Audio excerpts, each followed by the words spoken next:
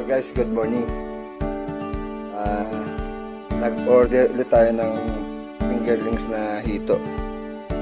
Kasi yung last ng akin yung January lang, namatay ko yung sanda na hito na fingerlings.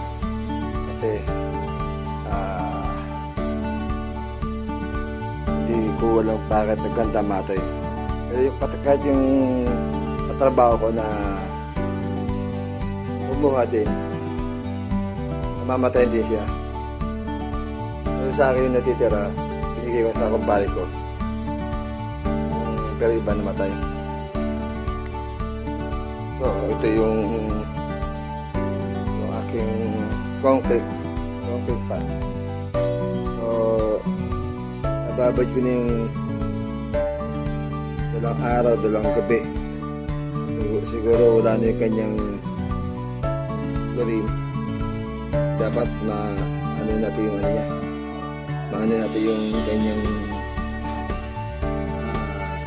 absorb natin yung ano,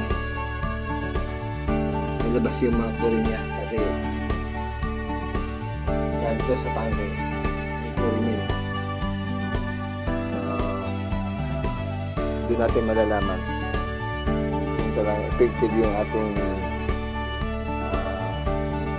pagpababad ng tubig. Saka siyempre nilinis ako din yung concrete pan. Saka yung hito na fingerlings, parte na po yung fingerlings na makikita yung video.